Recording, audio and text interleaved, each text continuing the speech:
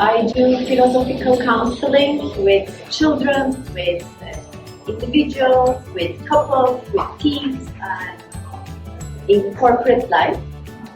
And I see that philosophical counseling, academical thing, as you all know. I teach this people just as a profession, what is to be a philosophical counselor. There are some competences we work on, and all the skills comes with certain attitudes. Attitudes in life and attitudes in a dialogue. So this paper talks about Philosopher King and Philosopher Queen attitudes in one-on-one philosophical counseling. What does that mean? So we go back to Plato, the book Republic, and he talks about this concept of Philosopher King. And I expand it to Philosopher Queen as well, as Plato was very much open to have girls and women students. So I think he agrees with me, so I brought this wisdom. So what is Philosopher King is coming with love of wisdom on the basis, and comes with the ability to think for the best of the community, best of the population, and best in society.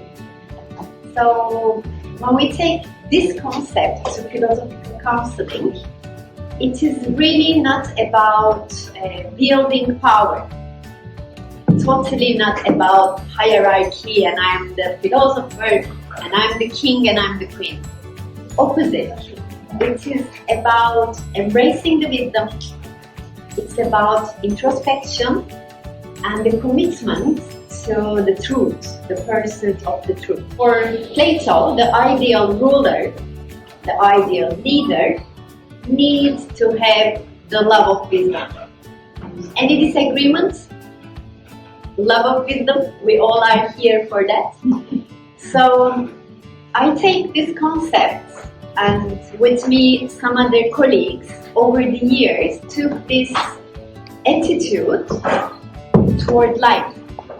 It is a disposition coming with critical thinking, creative thinking, ethical thinking, and the dedication to greater good. So, is there anyone who doesn't know philosophical counseling as an approach?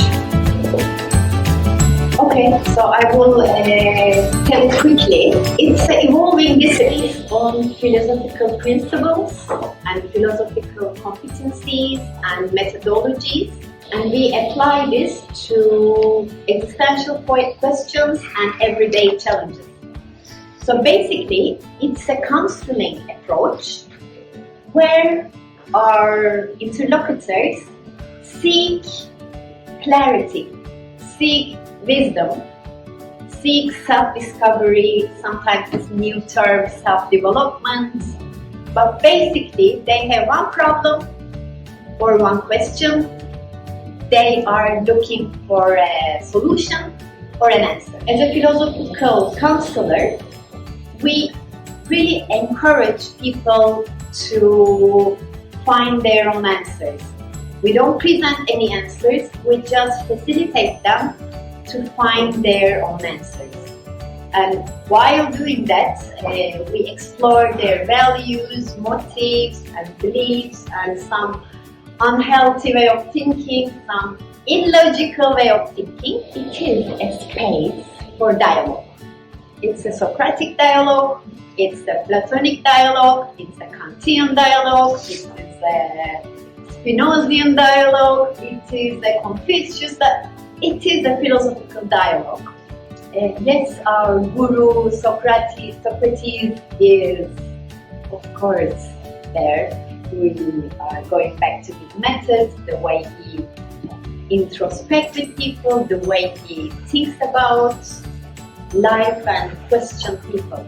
If anyone comes to philosophical counseling, we see them as individuals, has capacity to reason, but may need some encouragement, or some assistance.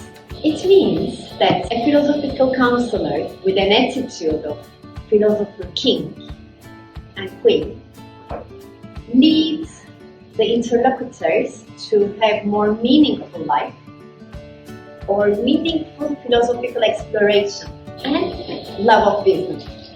As a counselor, we have love of wisdom. No matter what, we are there for the people. What does it mean practically?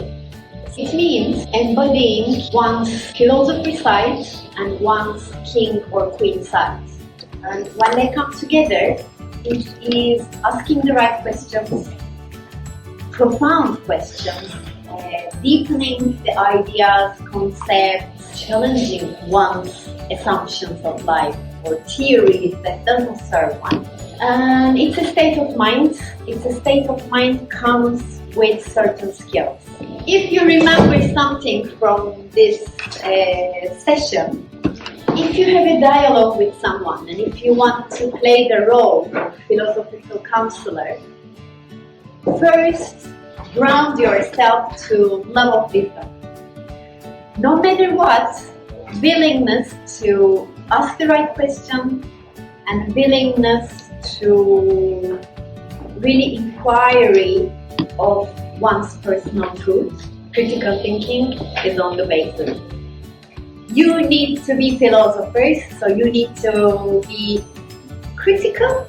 Also, the second thing is about the temperance and self-control. What does that mean? If one is in the chair of king or queen, one exercise self-control. Control the emotions, control the desires, control the attachment with the people. The third one is inquiry and openness.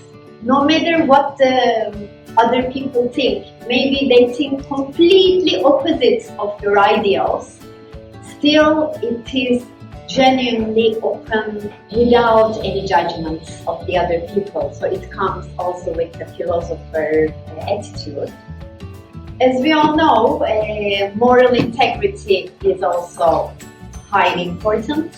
Pursuit of truth is another quest for philosopher and king and queen. Desire to know, the questioning, it is one of the fundamental aspects of this rigorous self-examination as a philosopher king and queen.